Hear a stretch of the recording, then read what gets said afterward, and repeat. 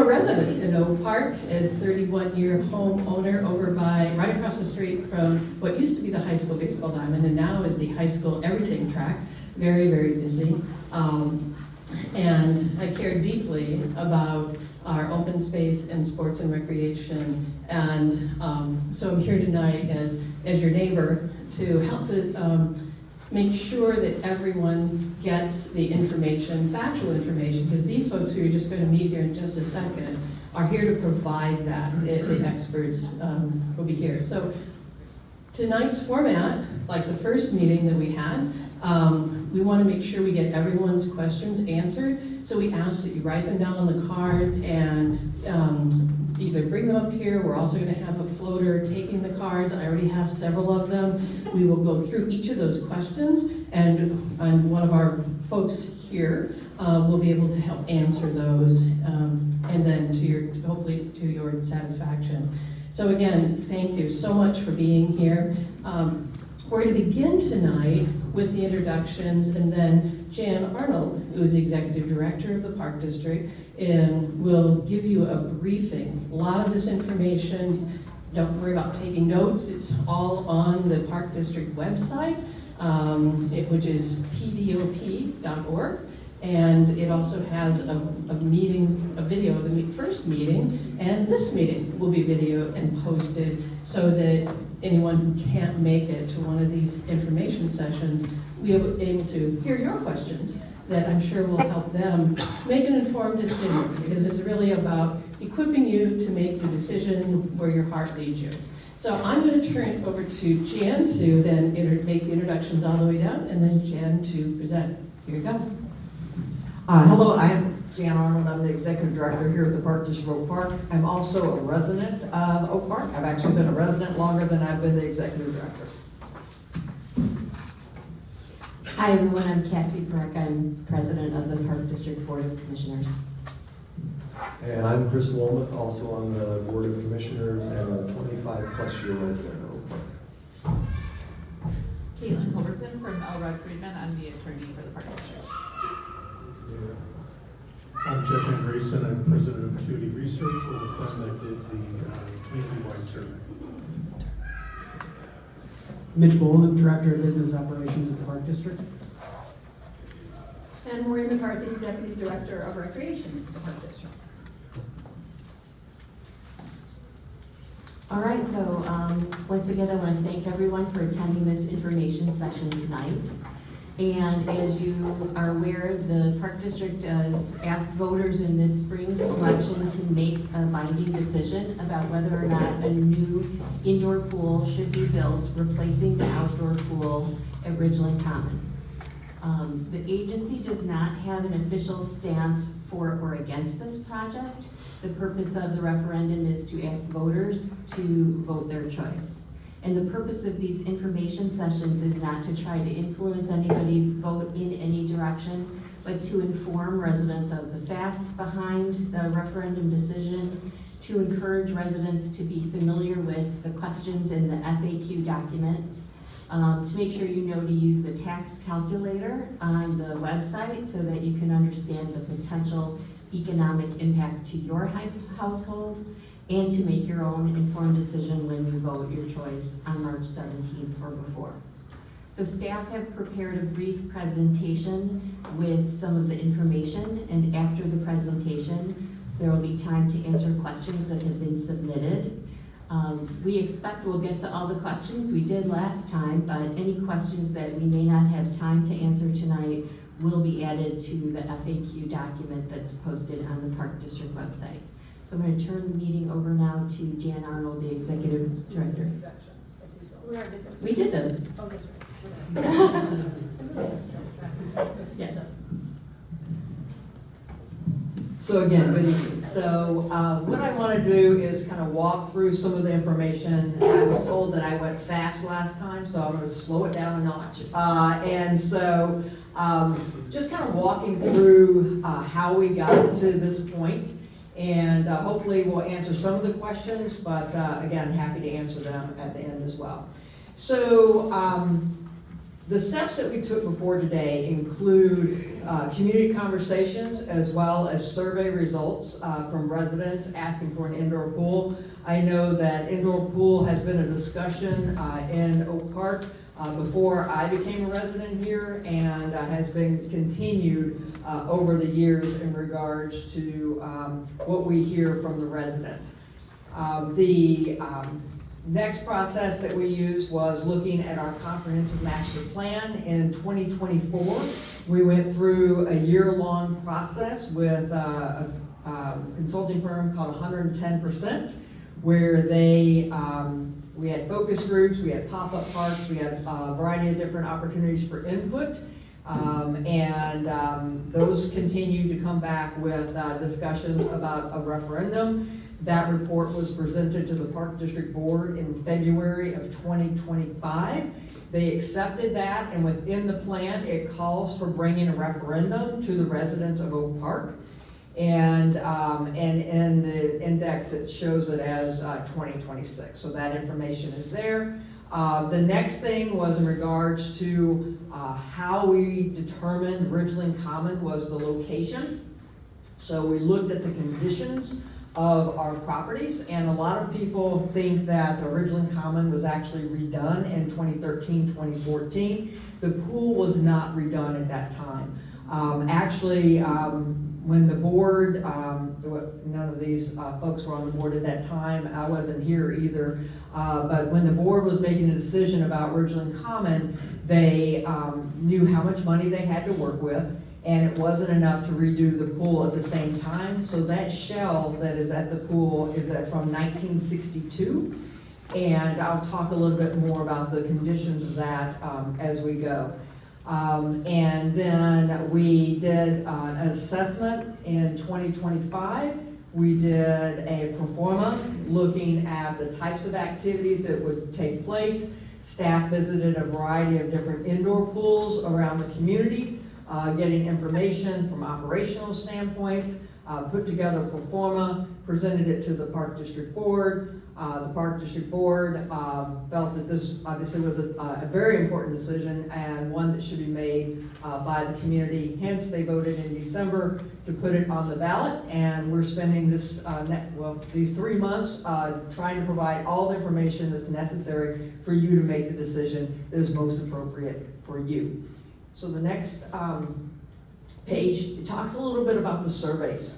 So in 2019, a survey was conducted, and it was done by Acuity, was the firm that did both of these. And when we were asking the question in 2019, it was, what are the types of facilities that you would like to see? So the fitness center, I know it's small, so the fitness center was 46%, the indoor pool was 43%, an indoor track was 39%, indoor lap pool, 33%, and it was followed by gym space, warm water pool, and indoor pickleball courts. So with the construction of this facility, it opened in 2023, we were able to meet all of those non-water aspects with this building that you're sitting in here today. In 2023, we went back out to the community and did a statistically valid survey and asked the question specifically, would you be interested in an indoor pool if it required a tax increase? Those results were 35% strongly support, 34% support, 17% opposed, and 14% strongly opposed. So this is the information that we used to determine that, again, the community was interested in looking at this as a referendum question to move forward with this type of amenity into our portfolio. So I mentioned briefly about our comprehensive strategic master plan that was done in 2024. And some of you may have come to the open house that was held at Cheney Mansion. There were some different spots for people to ask questions and answer information. But one of the questions that was asked to our residents was, they were asked to imagine 2050 and what they would want to say to the Park District or for the board to plan for in the future. Repeated requests came up for an indoor pool. Specific comments asked for it to be spacious, natural lighted, and well ventilated. So we also asked our group, the 110%, to do pop-up visits throughout the community. So they went to Buzz Cafe, they were at Fairgrounds, they were at the Taylor Tennis Courts, they were at Scoville Movie in the Park, and a variety of other locations. And I had them specifically ask the question, would you be interested in an indoor pool? And with that, having having a tax increase. That resulted in approximately 73% was a yes to that question. So again, this is some of the information that we came up with in order to come to this question that we're putting in front of the community. So the status of the pool. So unfortunately, due to some labor issues and other things, we weren't able to get the new pool amenity opened last year. But you guys may remember that the diving well was replaced this last year, and we're very excited to get it open in May of this year. And that will add 224 bathers to our current load. So the load was currently around 600, so that adds an additional 224 to the bather load. The original common pool shell, like I said, it's from 1962. It was not renovated. The renovation that took place was there was some concrete work that was done and some gutter work, but what you might know is that the baby pool, or the toddler pool, was moved from the west to line up directly with the main shell. So that was actually replaced. But when the board was looking to make this investment, they were told that that shell had approximately 20 years of life left. And this was back in 2012. 2011, 10. And so that was about 15, 14 years ago. And so we're talking about another 5 to 6 years. What we have found over the last 4 to 5 years is that it's starting to fail more rapidly. And maybe I'll share with you why. So when that pool was originally opened, it served as a cooling agent for our ice rink. So some of you have been around for a while, you know that the ice rink was temporary, so it was only during the winter months. And so the pool actually always had water in it, and it served as that cooling agent. So the pool always had water in it. Now it is subjected to freeze thaw. So it is deteriorating faster because of the fact that there's not water in it all the time. And so in looking at estimates of the repairs of the concrete work and stuff that needs to be done, it's estimated by the year 2031, which is when we're expecting to do that based on our capital improvement plan, is an estimated $10 million in repairs are needed. As you know, our summer pools provide approximately 3 months of use, and they're well loved during those 3 months, but the reality is it is only 3 months of operation. The swim lessons, the aqua fitness and camps currently take place at Green Pool Monday through Saturdays in the mornings, and in the evenings at Ridgeland Common for the swim lessons, often closing Ridgeland at 4 o'clock for swim lessons, Monday through Thursday, and if there's a rain out, we do those on Friday, otherwise we open them up for the community.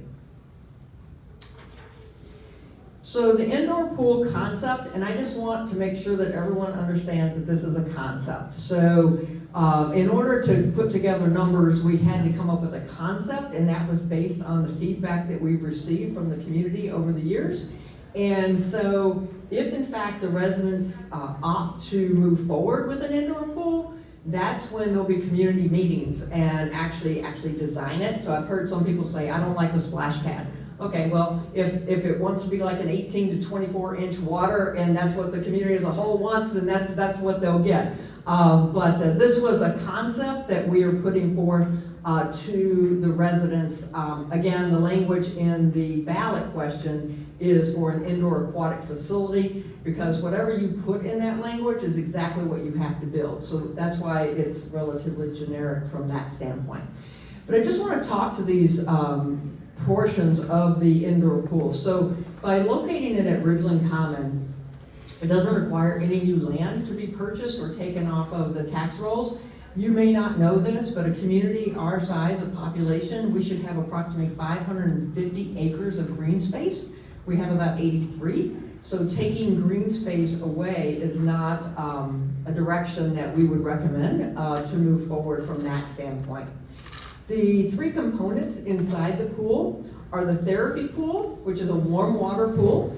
And this could be used for swimming laps, it could be used for aqua fitness, it could be used for physical therapy, it can be used for like the baby swim lessons. So there's a variety of different uses for that component.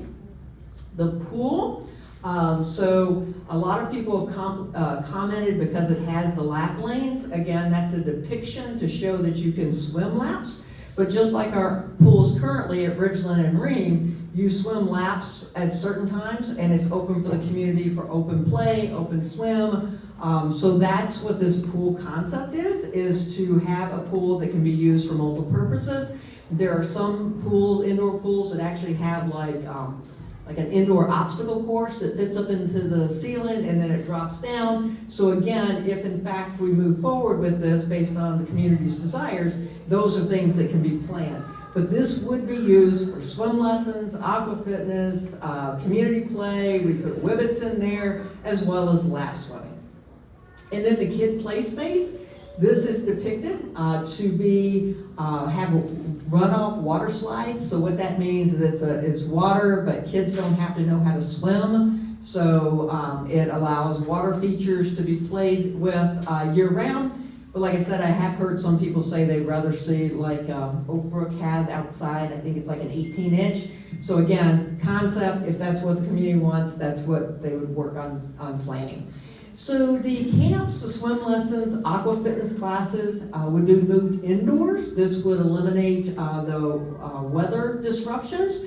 Maureen knows that when camp starts in June, we have to coax a lot of those little ones into the water because it's still a little cold outside. But again, all those will be moved indoors. Ridgeland Common, the capacity has been asked about in regards to what the new bather loads would be. And hang on. I actually pulled that because that was a big question last time that I didn't have an answer for. And so currently the square footage of water space, including the baby pool, the lap pool, and the diving well at Ridgeland is approximately 10,000 square feet of water. And in this concept with the water therapy, the lap community pool, and the splash pad, it's approximately 10,000 square feet of water space. So it's about the same. As far as bather load, in the community pool area, it's 234, therapy pool 189, splash pad 234, and then they do calculations on the deck as well, so they're saying a little over 850 is the capacity for that concept, and again, it will be open year-round. So, what happens if the voters say yes to the referendum? Then the Park District would work to hire an architect. So no architect has been hired. They would hold community meetings, and similar to what we did when we were building the Community Recreation Center, there were 3 meetings that were held. So community meetings would take place. The project would be put out to bid for public bid. And then the construction would be expected to begin in September of 2027 with an opening date in the spring of 2029. If the voters say no, then what will happen is the Park District will hire professional services to identify and design repairs that are necessary at Ridgeland Common. The project would go out to bid because it would be over the bid threshold. We would expect that construction would begin in September of 2031 after the pool season has ended, and the facility would reopen in summer of 2033. And so that is one summer not being active. And someone asked me earlier why it would take so long. The reality is that construction takes a while, and I would rather tell you it's going to be closed for a summer and not have the situation that happened at Ream. And so just based on our experience with construction, we believe that it would be an 18-month cycle. And now I'm going to turn it over to Jill, who is going to facilitate your questions. If you have questions on a card, Maureen, if you, Yeah, I was gonna say, you can roll down. so she can grab those? Okay. Thank you. Yeah, just hold them up and we will get those. All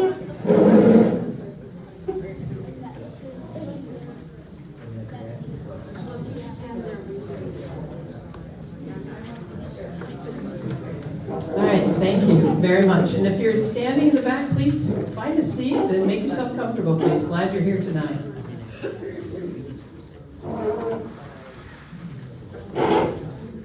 All right, very good. Well, Jan, thank you for giving a good briefing on, I think, some of the questions. You'll be repeating some of that, but that's what we're here for tonight, to make sure folks get their questions answered. I've kind of grouped the first wave together on questions related to the Community Recreation Center and location. A question, why not put the pool where it was originally planned? Give back the dollars for the net zero rating that this building has. So yes, this building was built as net zero, and so first of all, I would say that one of the values of the Park District is sustainability, and integrity is another one. And so if you take grant dollars, you should do what you say you're going to do. And so having the building stay as net zero is a commitment that the current board has as far as this facility. When the building was being built, I just want to remind everybody, so the design was put together in 2019. A fundraising group was put together, and the first fundraising conversations took place in February of 2020 at Cheney Mansion. Everybody might remember what happened in March of 2020 when COVID reared its head. Fundraising slowed down, and we started talking to other funders, et cetera, so forth. And one of the funders that came forth was the Illinois Clean Energy Community Foundation. And like I said, one of our Park District's values is sustainability. And so they were like, okay, we can give you the money in order to make the building net zero, 80%. And then our co-chairs, which were Dr. David Ansel and Mary Jo Schuler, went to the village board and asked them to make up the difference, which is it was $400,000, which was the additional 20%. And so the village gave a donation of $400,000 as well. What that has done for us is not just make the building net zero, so we are being good stewards to the environment, but we save approximately $100,000 a year on utility costs. And so the good news is that we're more successful here than what we thought we were going to be. And so we are actually adding additional solar on the parking lot to the west here. And that was actually, we went to the village last year to get a change to the zoning in order to be able to add additional solar to help us meet those net zero needs based on the usage of the facility. So when we were originally talking, when that original concept came out, it was not a net zero facility. As it came into fruition, we did look to see, can you make a pool net zero? And you cannot. And so based on that, and based on the infrastructure needs at Ridgeland Common, and the cost of operating pools, the recommendation that staff made to the board was to operate one outdoor and one indoor pool. And that is the question that's being put forward to the community. Very good. Thank you, Jan. There's a number of questions about the question of the referendum. So I'm going to try to consolidate them. But questions, concerns, specifically, well, the ballot doesn't state that the pool at Ridgeland is going to be replaced with this project. Others are, where is it?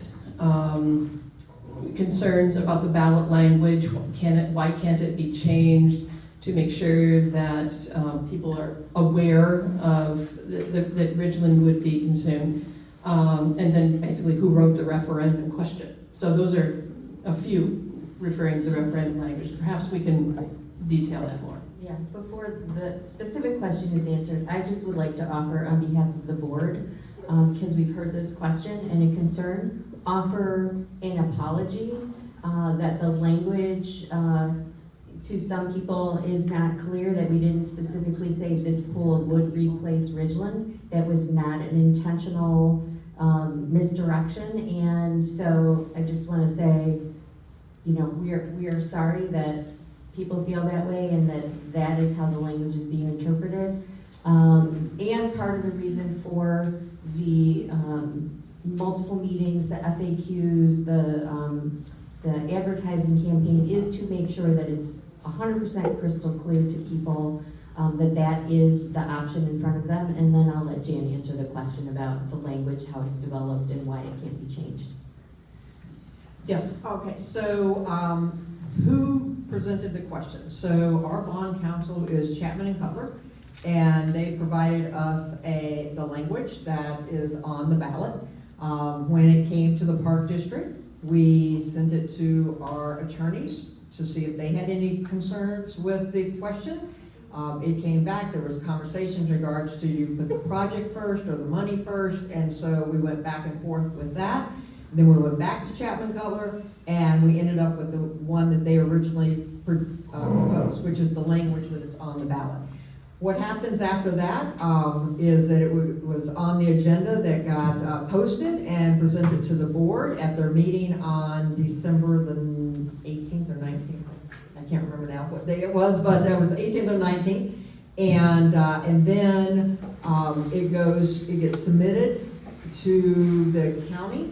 And then the county sends a piece of paper that says, is this what the language is supposed to be? We received that in the end of December or early January, and we reviewed it, we signed off on it, and we sent it back. And honestly, that was before we heard anybody's concern about the Ridgeland comment. But echoing what Cassie said is that the whole purpose of the 3 months between the referendum and the vote is to provide the information so that people can make the decision. So we have, we have signs that are letting people know, we have FAQs, we have a referendum, we put information in the newspaper. And so again, these are all recorded and they're put out on the website so that people can watch them if they can't physically come here.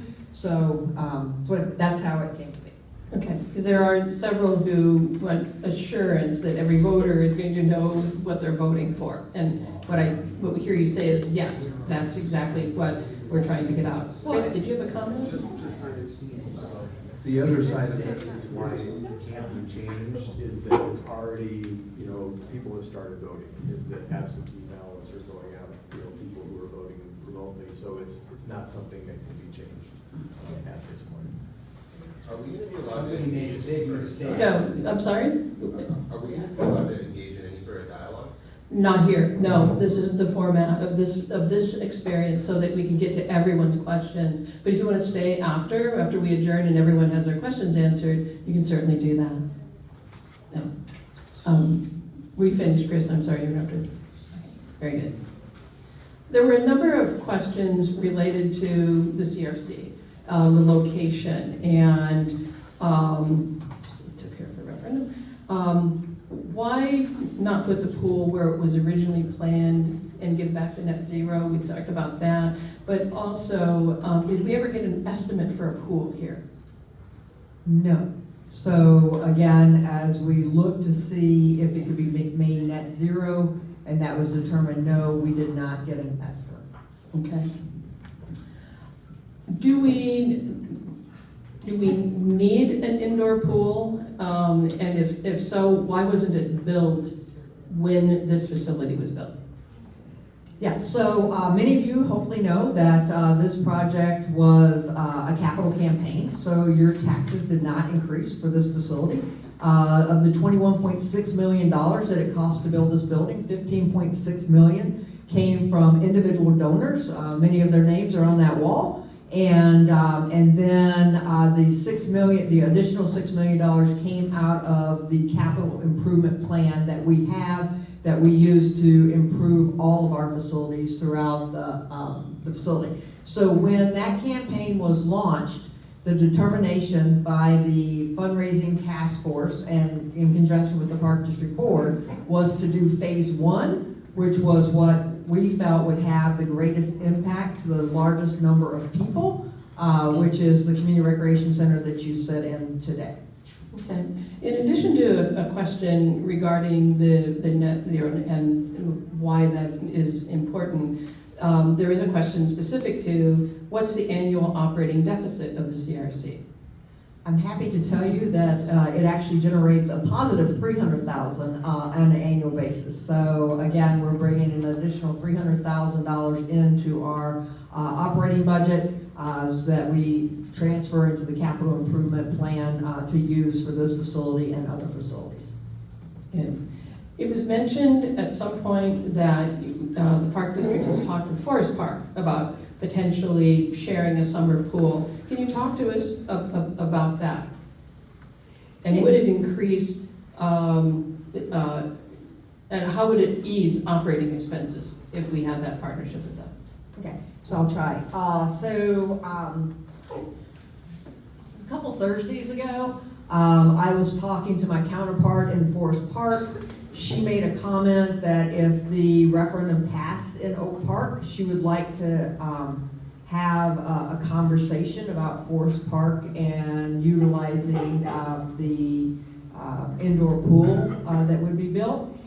I called her back the next day and I said, hey, what I'm hearing from some residents is the concern of not having 2 outdoor pools. What do you think about conceptually, right? So nothing is written. We don't have an indoor pool referendum approval yet, so nothing's written. And so I said, in concept, could the residents of Oak Park use their pool pass to access your pool as well as Ream Pool? And in exchange, your residents could get resident rates at the indoor pool. So she ran it up the flagpole. I kind of talked in concept with the board. They thought that it was a good idea. So again, nothing's in concrete. As far as how they manage their usage at the facility at Forest Park, they actually limit the number of daily passes that they sell. That's not something that we currently do, but it's something that we could look to do, is that they only sell so many daily passes. That way they can make sure that all pass holders have access. As far as reducing our operating expenses, I don't know that it would reduce our operating expenses because we would still have if we went forward with an indoor pool, we would have the indoor pool operation and the outdoor. It would just give residents more options. Okay, good. This neighbor also has a question. Have we looked into a roof that opens? So we have a little bit of both worlds. Yeah, I actually have. We actually looked into it. I think it was around $3 to 6 million, depending on what the style was and how it would be used. We had our state conferences last weekend, and I actually spoke to a pool dome operator about what that would look like and how it could be utilized, or how some of that technology could be utilized. So we have looked at it. Again, we have a concept. We don't have approval to move forward with a plan. If in fact there's approval to move forward with the plan, we would have $40 million, and then we would work within that budget to design something. Very good. So that's a possibility. There's a plan. Sorry, there was a question there. I said, there's a plan. You could preserve the outdoor pool, put that retractable roof, fix that for $10 million. You have $30 million to put a retractable roof there. Talking about Forest Park, you ever been over by that pool? I actually have. Yeah, it's lines out the door and no parking. Have you ever seen the parking over at the site during the summer where you're gonna put your indoor pool, and then now you're gonna put people, I'm gonna take my kid there, and then I'm gonna walk 2 hours after, or 2 blocks after my swim lesson in search of parking on a February night? I mean, think this through. Well, we are going to listen to answers to questions that people have written down. If you have a more precise question, we'd love to have you write that down and bring it up. Quite precise, and you have them. So, I'll be waiting. Jan, Can we follow up though with the public, that's a possibility based on the ballot referendum. So in other words, the ballot referendum, which has, you said it was broad enough, right? To encompass kind of whatever, as long as it's aquatics. So a possibility is that route, like that could be the. okay, so the question for the group that has been relayed, that's related to the question that was written in, is that a possibility based on the referendum language, that it could change to include like a retractable? So what we would do is we would engage the residents in a planning exercise. We would have $40 million to work with. And so if the features that the community are looking for could be met within the $40 million, then yes, it could be considered.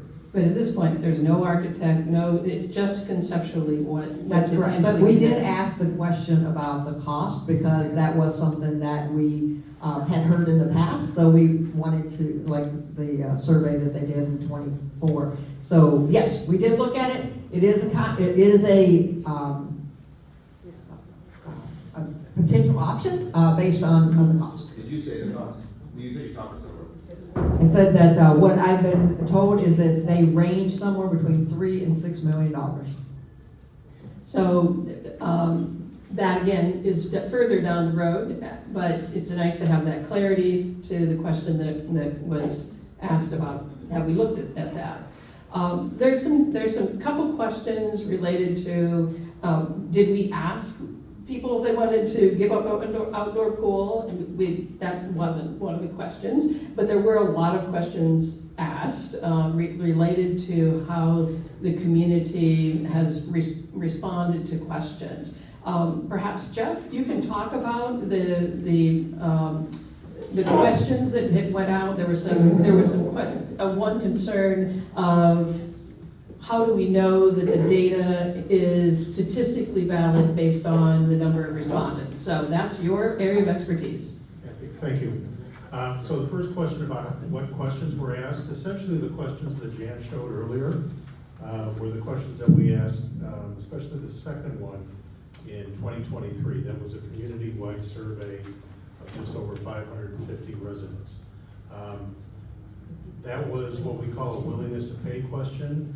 It was a little bit more than what a lot of agencies ask, in that it put a dollar amount in terms of what the average homeowner, based on the median value of their home, might expect to see in terms of an annual increase in property taxes for an indoor pool.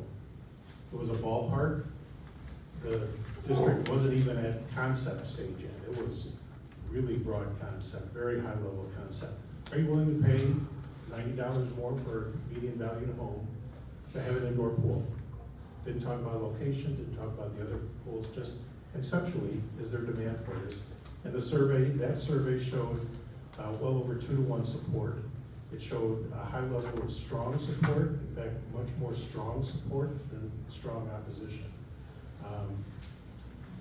In terms of how we know, the second question about how we conducted the survey and how we tried to make it as representative as possible, we gave everybody 3 ways, everybody who was sampled, 3 ways that they could respond. They could do it online, they could do it over the phone, or they could send in a paper questionnaire. So whatever mode somebody was most comfortable with, they could respond that way. However, we put a control on that every invitation had a PIN. So if somebody responded online, they could not respond again online. They could not share their PIN with their family, with their friends, with their pool buddies, and say, let's flood this survey with responses saying we want a pool. That was not allowed. Everybody who was sampled had 1 opportunity to respond, and that was it. So we wanted to make sure that we were controlling that level of the survey. in terms of the sample size, a sample of 550 for a community of this size is actually fairly large. Most statewide surveys in Illinois include 800 to maybe 1,500 people for the entire state. We've helped county forest preserve, one county forest preserve pass 5 consecutive tax referenda with surveys of just 600 people across the entire county. And in each of those, our results were within 2 or 3% of the outcome. So the sample size is important, but it's not as important as how representative it is. If I have a skewed sample toward one age group or another, I can't project those findings to the community. Even if I had 1,000 people respond or 2,000. So it was a representative sample? So what we did with our sample, we looked at the demographics of our 550 plus people, and we looked at where they lived, and then we looked at census data down to the tract and block level for Oak Park, and we weighted our respondent sample of 550 people to line up with the regional distribution, age, gender, race, ethnicity, whether people were a homeowner or a renter in the community, and whether or not they have children under the age of 18 in the household.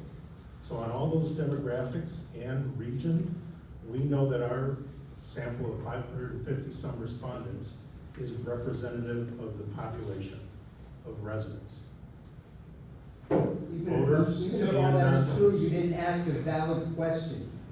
Yeah, so, okay, clarify You know, the all question. this. If you have a question, please write it down and not disrupt. We all want to hear what they have to say. Yeah, but ask that, we didn't ask. So there was no question about, I'm just following up on, there was no question about losing an outdoor pool at the. Now, the question was, and it was here, was there ever a question asked about losing an outdoor pool Because facility? that was not thought of as a possibility or. So why not ask it now? You have until 2031, right, according to the So plan, so the ask, problem is the ask it survey now. questions are incongruent with that project, that's the problem. So it's complete, the survey is worthless because there's no, you didn't provide the proper context. And I say this as someone that wants an indoor pool, so the one thing I really, really wanted, but not at the expense of the outdoor pool. Same. I was a swimmer, a Yes. lifeguard, I played water polo, I wanted an indoor pool so bad, I had 3 little kids. Okay, we're gonna move on with questions, You guys okay? have an outdoor pool. It Okay. doesn't make any sense. You didn't ask the right question. Chris, Well, I think from the board point of view, or I'll say from my position on the board, I don't want to speak for the entire board. The question gave us enough interest, or showed enough interest that we wanted to pursue it. The thing that drove one of the instructions that we gave staff was to manage costs. So we all know, or as a board, we knew that operating a pool is extremely expensive. So that the idea of adding a third pool would be really difficult and would be a huge ask from the community. All right, so the third pool became very challenging as a board perspective, wanting to manage money. The second thing you look at is the capital investment, right? And if we build another pool for $40 million, we're gonna have to invest another $10 million than originally. Now, if maintaining an outdoor pool is your ultimate priority, then you have every opportunity to vote against this, to tell your friends to. What we were trying to do is bring the best solution possible that met a diverse number of needs for the most efficient economic cost to our community. The cost, now if I step out of my board role, one of my biggest concerns as a resident is our ongoing tax burden, right? I am fortunate to be in a position where at this point, this referendum is something that I can look at and I can absorb. When I first moved to this community, I couldn't have done that. There are people on fixed income that can't do that. So if we had brought you something that was another $10 to $20 million in cost, I don't know that I could do that.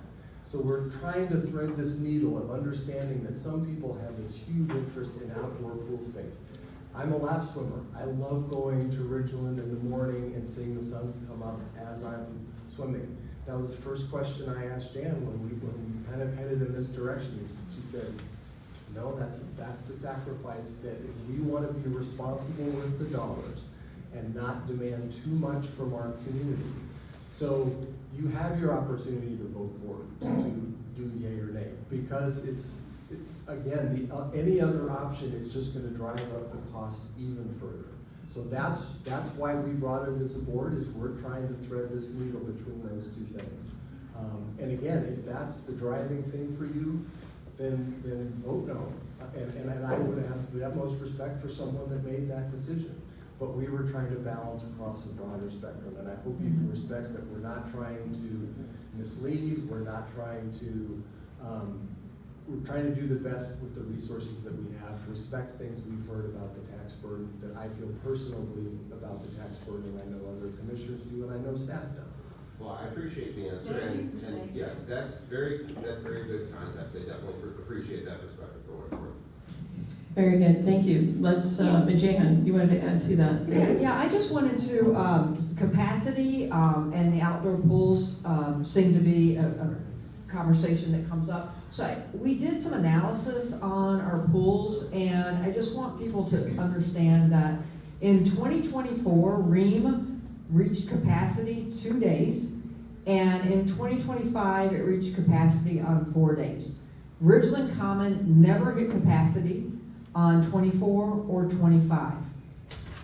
And Ridgeland Common operated in 2024 96% of the time at 50% or lower of capacity. And in 25, 82% of the time at 50% capacity or lower. So again, yes, it would be adding folks to Ream, but again, we've added 224 in capacity, and the pool at Ridgeland is 550, and if you're operating at 50% capacity, that's 225. So again, we believe that one outdoor pool can help, we can meet that in the community. How is capacity? You have a question for the board chair? Board chair asked me, why do people stand in line? So people stand in line at transition times, right? So they're standing in line to get in the beginning. They're standing in line when they swim lessons are leaving, and we're switching over to pass holder only, or we're switching over to public swim. So if you didn't have swim lessons there wouldn't be that one line, because we would move those over to Ridgeland Common. But that's when the lines usually exist, and then when it gets 100 degrees. And there are some one in and one's out. But again, based on the numbers that we retrieved from our capacity counter, it was 4 days in 25 and 2 in 24. Okay, thank you. I think that helps answer a few questions with, well, we can't lose an outdoor pool. They're already overcrowded. A couple others on crowd control. So hopefully that brings some statistical support for that. We have a question on, okay, Ream went past deadline, which you've referred to a couple times, and there is a feeling that there wasn't transparency about the project and the plan. How can we be assured that if this project goes forward, that be fully transparent and that the community will be involved? Because we have another question: why doesn't the Park District work with parents, seniors, student groups to get feedback on a project like this? So in regards to Ream, I will tell you that every step of the way we thought we were going to be able to open that pool. And our contractor kept saying yes, and then we get to that point and then we get pushed. And so we truly thought that we could get the pool open. And so as soon as we knew that we weren't going to be able to, that's when we let the community know. So again, I wanted that pool open this year. I wanted people to experience those water slides, but the reality is that we didn't commission those water slides until, I think it was late in October, and it was very chilly when I required my staff to go down those water slides, because they had to go down each one of them 3 times, and I had to have 5 people do it, and so they were very cold. But again, I apologize, and we will always strive to be better. And as far as communication, that is one of the things that we would recognize that, again, we've learned, and we would make sure that we get more periodic updates. And we're also starting to do that on our website with more of the project information. Do you put penalties in the contracts for them not meeting them? So from the board perspective, again, I just want to reiterate that, well, not reiterate, just tell you, there are weekly construction meetings. Any of you who are involved in a construction project know there are weekly construction progress meetings. Jan attends every one of those with the contractors. She reports back to the board about what is happening.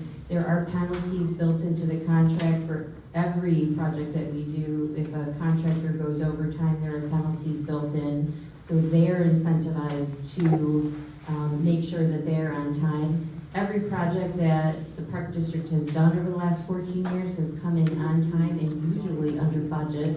This is the first one in the 11 years I've been on the board that we have not been on time. And I mentioned this at the last meeting, and you know, it is a fact that the construction industry was extremely disrupted by immigration action and workers not showing up to work or not being able to show up to work. And I know many neighbors have stories about landscapers and roofers and other workers who, you know, were afraid to come to work or were taken while they were at work. That impacted our project this summer.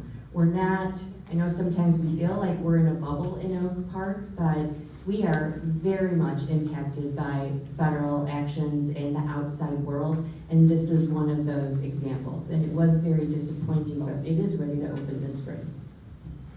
And the other part of that question was about responsiveness to community input, and I think it's examples of how Jan and staff have been able to do that is this building. When this building was first kind of conceptualized, there was not an esports room. That came from input from the high school students. The other component that was added was upstairs is a partnership with the Park Mental Health Board. Again, high school students said, we don't want to go to a building where people seeing us walking in and out of it creates a stigmatism. But if we can have something in a place like this where we're going to be anyway. So those were 2 very direct examples of hearing from the community and implementing those things.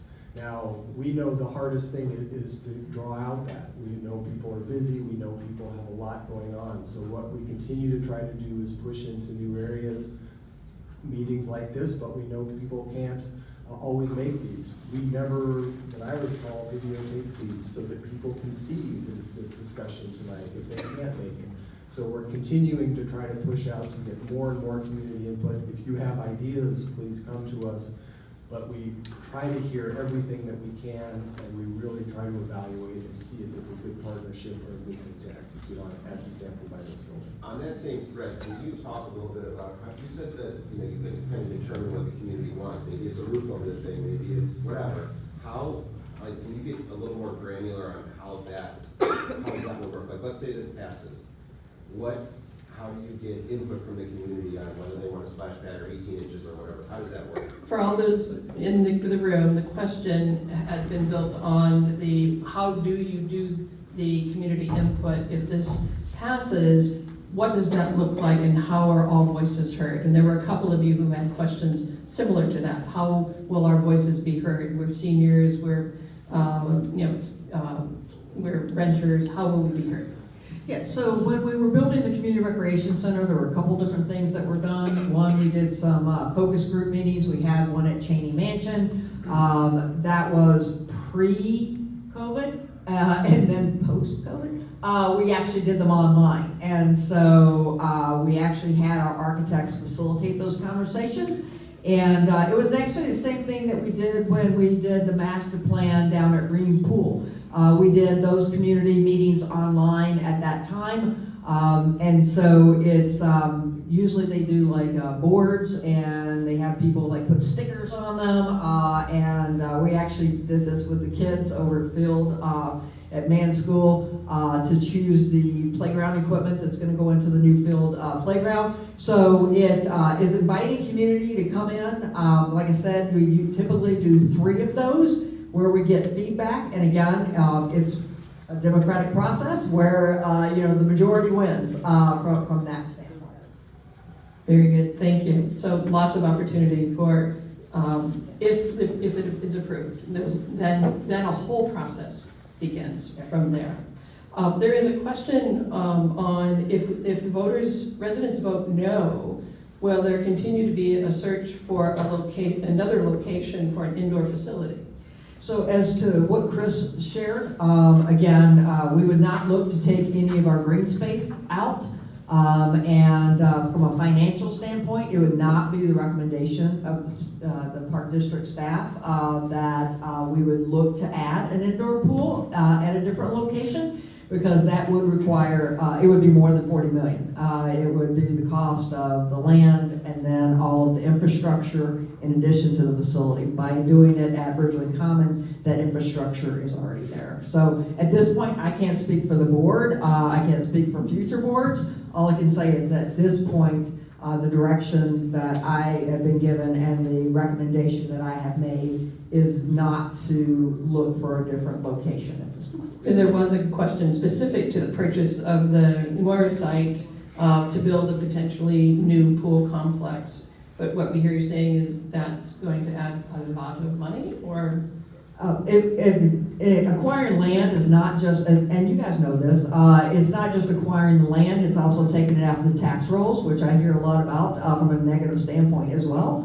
But my understanding is that the village is definitely looking at the Moore site to do some development standpoint. So I don't know that it's actually available, but as I said, and as Chris reiterated earlier, in order to be the most fiscally responsible, my recommendation is to put the indoor pool where one of our outdoor pools, again, at 50% capacity or less, is operating.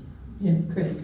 I'd also add, I'm an architect during my day job, is that the benefit of having it at Ridgeland cost-wise, and I'm purely speaking cost, is that we can utilize the infrastructure, the locker rooms and things like that. If we build it at a new site, I mean, you're gonna take a $40 million project and probably push it well over 50 million, if not to 60, because you have to build very cost-intensive locker rooms, all of that kind of support space. So again, just to frame it for you, if people, again, if that's where you'd like to go, give the board input. We're here tonight because we heard input, but again, those are the kind of numbers that you're looking at. And again, you're doing that, and then you're putting $10 million into it. But so you want, you say give the input, but you just said you're not gonna consider it, so why not ask that question? Why not ask that? Doesn't it seem like the reading the room that the people kind of want it, but don't wanna lose the pool? Why not ask this So gentleman? I can answer that.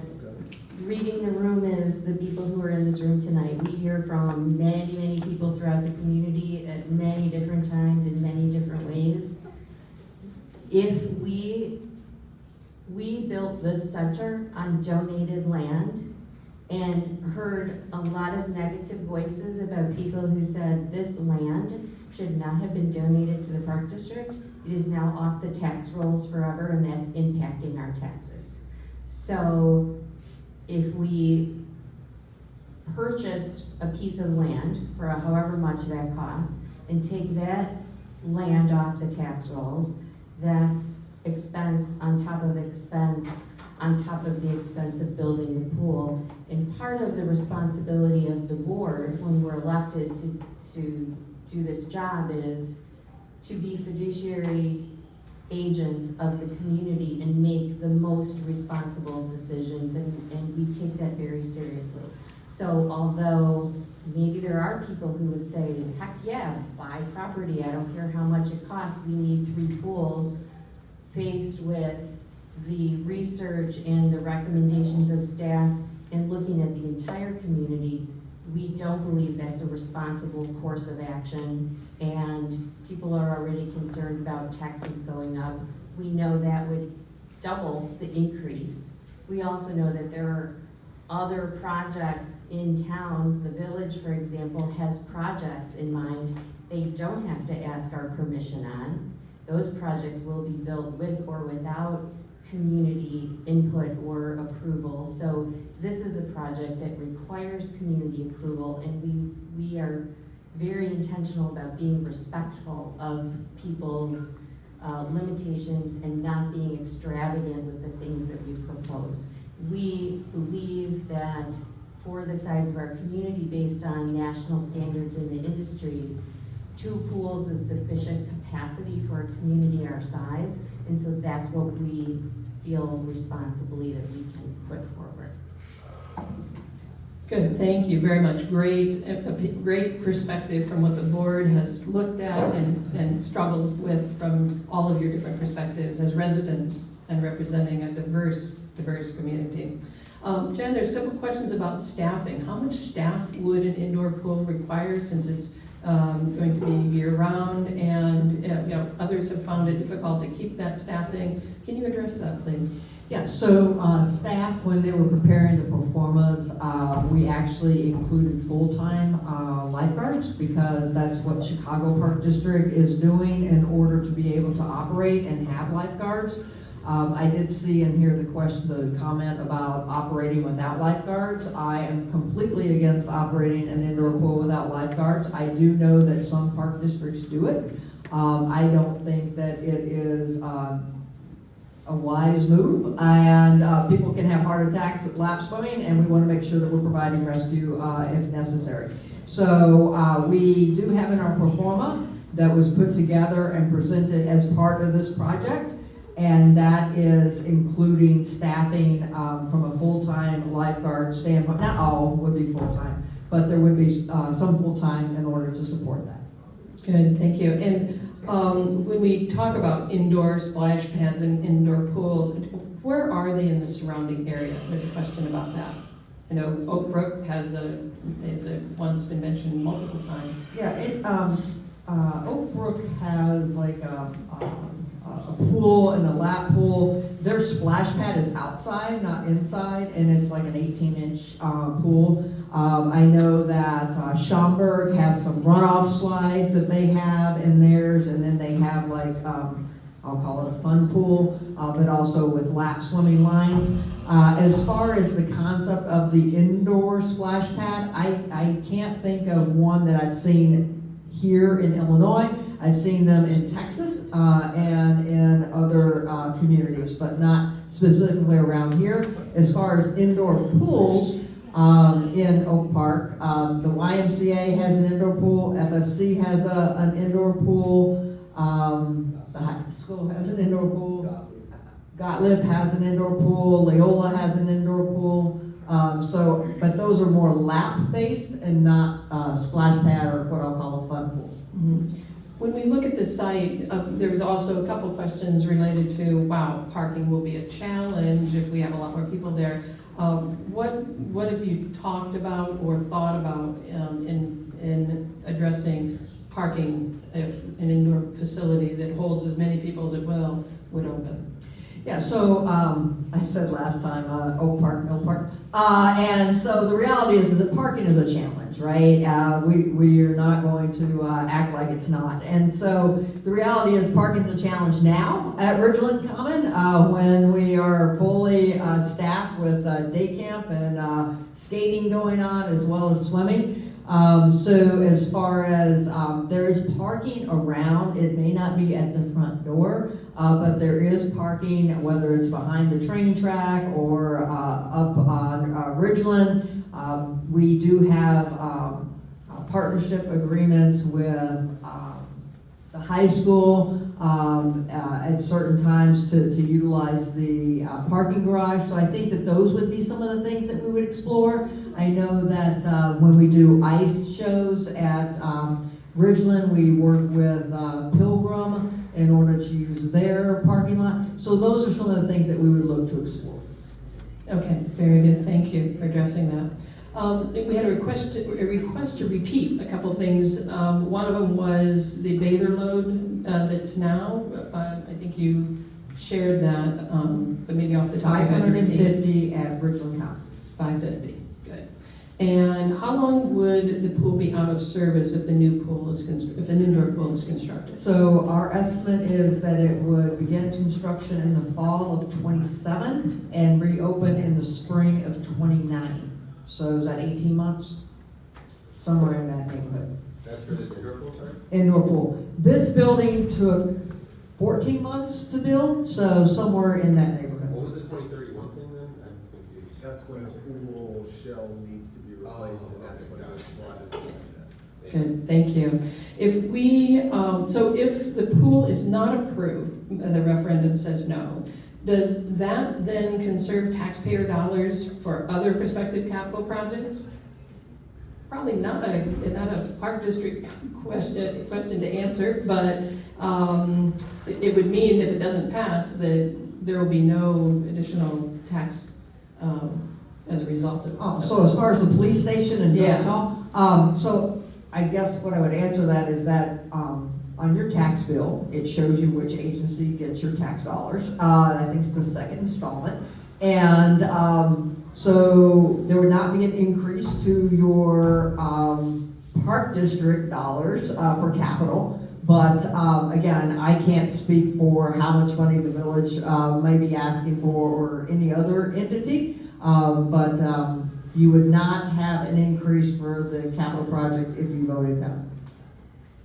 Perfect. And there would not be any tax addition required to do the $10 million repair because you have saved that all along in your. Right, so the way our capital improvement plan works is that staff operates off of a 10-year plan, and we present it every year to the Park District Board as a 5-year plan for them to approve. What happens is when construction costs go up, we push projects back on our capital improvement plan because we only have X dollars to work with. And so, but in our plan, we have funding allocated in 2031 and 32 for the $10 million for the necessary work at that location. So we will not need to do a special assessment or any type of tax increase for that. That is part of our operating budget from our capital improvement plan. That you've been accumulating over time because you project forward. Yeah, so we allocate it accordingly. Very good. Another question related to peer communities or park districts on investing in, what have the results been? I mean, does it cost them money? Do they make money when they have an indoor pool? Indoor pools cost money, and they're expensive to operate. And so we've calculated that into the pro forma that we put together, understanding what the expenses would be, what the revenues would be, and what the potential loss would be. And what I mean by that is, what's the tax dollars that's necessary to support that? That is all in that calculation. When you go into your tax calculator, that is the maximum amount that you would have to pay. So again, based on when we allocate bonds, right, it's not all gonna hit at once. And so if it takes 18 months to operate, so again, the operating costs don't come in. So that's the max that we created from that standpoint. So, did I answer? Yeah, yes, you did. Another revenue question though, with 44% of revenue coming from services, has there been a discussion on exploring other revenue streams? And if so, what was considered in a way to reduce the $40 million? And I think you addressed some of that now in your past response. Okay, so this asked about concessions. So concessions, you lose money. So concessions is a service. It is not a revenue generator. And so, the question was about doing concessions and advertising, etc. So we are not looking at naming rights. We're not looking at a capital campaign. We literally are going to the residents and saying, if you want this indoor pool, which is what we've heard, this is what it would cost to maintain and to build. And so no, we're not looking for capital campaigns or naming rights. Very good, thank you.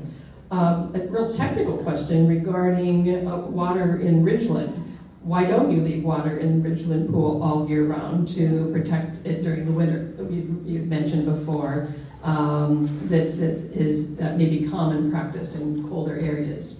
Yeah, it's not common practice if it's not warmed up, because it just freezes. And then that causes expansion as well. So the reason it was able to operate as a body of water all year round was because of the heating source that was going in order to keep the ice frozen. And by not having that mechanism anymore because of the building the new Ridgeland Common, there's not that heating source going into the pool. Excuse me. Very good. The reason you leave the water there is so it freezes, so it keeps the pressure from building from the outside of the ground that it freezes to push in on the walls. So you leave that water in there to create no pressure on the structure. So that's not a best practice that we've operated from, nor have I heard that, but it's something that we could look at. Yeah. Everybody I know that owns an outdoor pool does. Okay. We have a question regarding Green Park. Why was it not, did you consider, or what were the determining factors whether Green Park was considered as a site?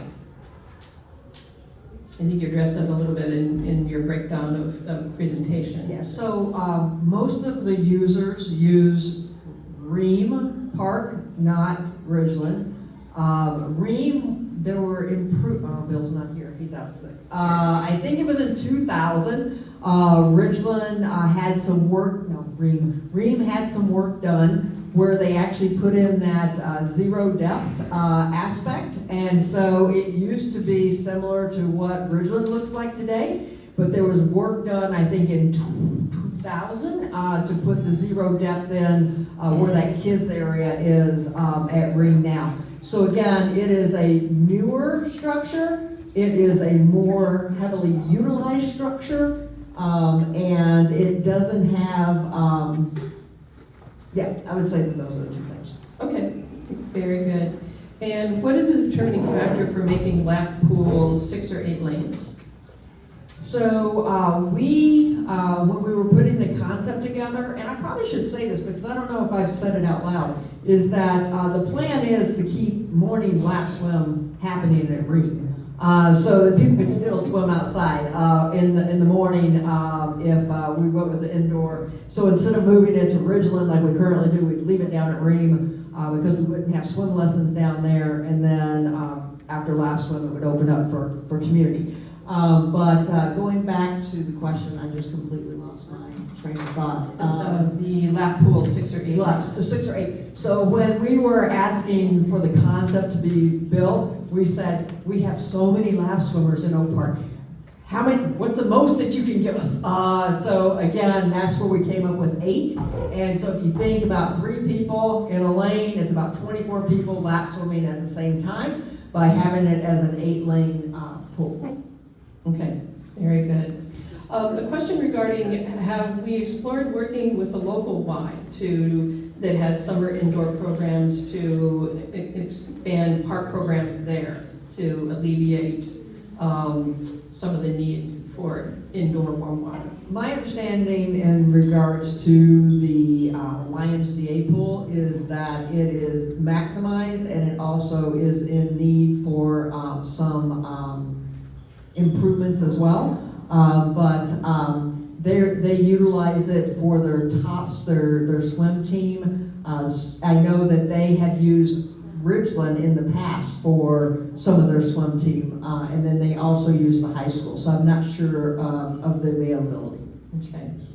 There was a mention, I think previously, that doing the changes indoor pool, that they not be any evening swim. Is that something that has been set in stone, or you're still working on programming, right? Yeah, so you're talking about outside? That they would move outdoor swimming to indoor. Okay, so what I would say is that We do not have a schedule, we do not have a pool. If we have a pool, then we'll work on the schedule. But the concept at this time is that we would actually look to extend the hours some at Ream in order to help with some of that capacity that we've talked about, and move the aquatics and the swim lessons, those aspects, to the indoor pool, and then do the lap swimming in the morning. And when I say morning, we're talking about up to like 10 o'clock, 10:30. But we haven't talked about evening swim, but again, it's something we could explore in the future. Okay. There's a question related to, it's when we look at exploring options, someone suggested, well, we can use the $30 million to explore like a retractable option, but we don't have the money yet, right? You have to pass a referendum in order to explore options. Yeah, the funding that we have right now is the 10 million that's in our capital improvement plan. We do not have any funding for retractable roofs or anything of that sort. Okay. Are we voting on the concept of the indoor pool or a specific design proposed? And I think you may have addressed that, but I think it's a pretty simple answer. Yes, we're voting on building an indoor aquatic facility. Okay. The plan looks small. How can we have more capacity than the current pool?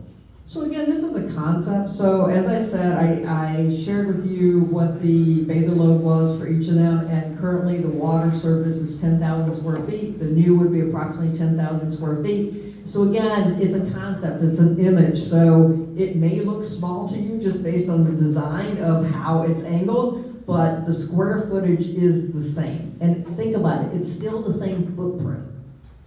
It's the exact same footprint, right, as would be proposed, like the locker room stays there, it's just, nothing changes. The design that's currently would alter some of the locker room space based on the entrance, but where the water would be is still where the water would be.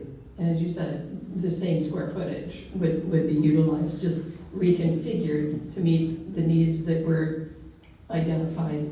Yeah, for year-round. So again, a year-round pool having that warm water component, as well as having that kids fun aspect, in addition to a larger swim area for things such as community swim, open swim, women's lap swimming, those things. A couple other concerns on capacity. You know, if the appearance is the pools are always full, but we know through data that that's not always the case. Are you going to continue to have those kinds of reports and monitoring so that and share with the public? Yeah, we started several years ago putting an occupancy counter on, so we have like a counter that tells people how many people are coming in and how many people are leaving. And folks have actually really enjoyed that, because instead of coming and standing in line for a long period of time, they kind of know what the numbers are and they operate from that standpoint.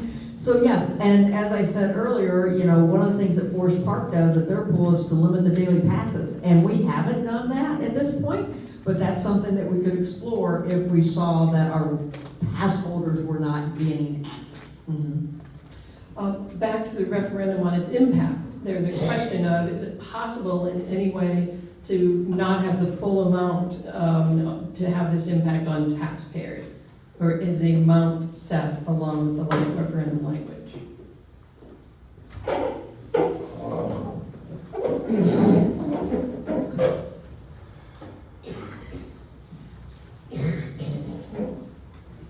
Can you repeat the question one more time for me, please? Oh, sorry. Okay. Yes, understand that you can't change the ballot language, but is it possible not to use the full amount to lessen the impact on taxpayers? I mean, it's a difficult question to answer without having architectural designs or real cost estimates or anything like that. I will say what the election does is gives us the authority to issue up to $40 million worth of bonds. I don't want to sit here and promise you that we're not going to do that, you know, depending on what the plan is and everything like that. I don't know what it's going to cost. But what the election language, or what the election law does, is gives us the authority to issue up to that amount. It's possible, I don't want to promise less than that though. That's why the calculator is built to basically be a not to exceed number to include the full 40 million plus the operating costs. Okay, thank you very much. Oak Park has a beautiful 50-meter outdoor pool. It's a gem. Why not keep it? A lot of swimmers will be brokenhearted if it closes. So we have two 50-meter pools, and Ream would still be open, and it would still allow for lap swimming in that 50-meter pool. Okay. Will warm water, well, this is a statement, but we'll turn it into a question. The statement is warm water will deter lap swimmers because it'll get hot. So the concept that we've put together is that the water in the lap swim is cooler, and then there's warm water in the other component. And if you can see in the concept, it actually has a wall, a glass wall, that separates the large body of water, where there's lap, community, etc., which is a cooler temperature because of trying to keep the air warmer on the other side where there's warm water, so that we could actually have comfortable environments for both types of swimmers. Now, there are some lap swimmers that have told me, I want warm water for lap swimming. There are other lap swimmers who want it for fitness, and they're like, keep it cooler. And so there would be two different temperatures of water so that people could choose which one they enjoy.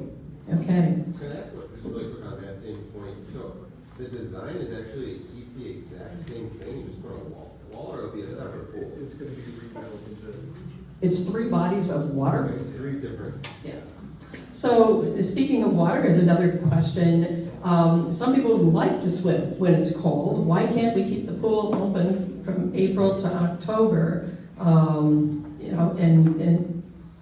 is that an option for us? So this goes back to those lifeguards, and so most of our lifeguards are college and high school kids. They go back to school, and so they're not available because a lot of those lifeguards are actually athletes, and so they're involved with sports, so they're not available.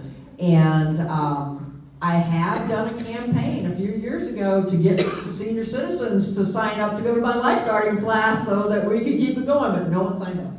Okay. Wait, does that mean you can't have lifeguards in an indoor pool then? You just said Is you're it- hiring lifeguards. We would hire full-time lifeguards Why not hire them for the outdoor pool if you extend hours or? because it's not a year-round position. If you can't hire somebody full-time only for 4 months out of the year. It would be April till October because the pool's heated. I mean, people swim in 39 degrees in Arizona. I mean, I know you could use it. And it's just a suggestion, but then you could get 8 months or 7 months of outdoor pool use instead of 3. So, well, it's something, certainly all of these questions, by the way, are being categorized and they are being kept, so don't think that if we didn't get word by word that we're not looking at that. Anne Marie looks at every single question and makes sure that we have it answered on the website. Again, if you have other questions or curious about other questions that have been asked, please go to the Oak Park Park District website. There was one other question here we're going to say. All right, I'm looking at that one. Oh wait, we already did that. Based on your concept of a plan, that it could pass and be used in any location, is that right? There is no guarantee the current proposed location, based on the referendum? So again, as Cassie said in the very beginning, there was no plan not to put the location on there. So it was literally the concept and the budget that was put forth to us based on the Richland site was $40 million, and that's what we went and asked. And this is escalation, so again, trying to take into account that construction costs are growing rapidly. So the concept is yet to be built out. If in fact the residents say yes, the location is at Ridgeland, and that is based on what Chris was saying earlier in regards to being the most fiscally responsible, location. Very good. Oh, Chris, yes. I don't wanna get into the lawyerese of it, but I would imagine that the way it's written, technically, we could move the pool. Yeah. I think this board would not do that because the message we're telling all of our residents is in all of our information is it's going to be there. And that would be a change that would just be disingenuous. So I will tell you that I would, like, that would not happen, and if that makes sense to folks. We have a question on the 10 million. If you have 10 million saved for the Ridgeland pool, why is that not put toward the $40 million budget? We, as Mitch said, we can issue up to $40 million for the project. The way our capital improvement plan works is that we have a variety of different facilities, a variety of different projects that need to be done. We calibrate them based on what we see the needs are. And then, so utilizing that $10 million, it will be used for the purpose within the capital improvement plan, but not specifically at Ridgeland at that point if an indoor pool is passed. Very good. We have one more question, and then we will close at 8:30, but you're welcome to come up and chat afterward. Last question submitted. We got through all of these. Have you considered, or could you consider, building an aquatic complex at Maple Park with plenty of parking, also while converting the Ridgeland Pool area to green space or some other park district use? So I guess this goes back to what I was saying earlier in regards to putting a new building in a different location would require infrastructure and a variety of other costs, so it would be a lot more expensive than $40 million to build at a different location. Taking Maple Park and putting a pool there, yes, there's parking, but I wouldn't say that there's a lot of parking unless you're taking over all the green space. And then that wouldn't equal the amount of green space that you would gain at Ridgeland Commons. So again, that would not be, in my opinion, the best use of green space or a fiduciary responsible option based on the cost of infrastructure. Okay, very good. Well, thank you all very much for sticking with us and listening to the questions. There will be one more of these sessions. What is the date for that? On February 25th, same time, same place here. You may also submit questions via the website. And thank you all very much for your participation. We really appreciate it. Have a good evening. Thank you.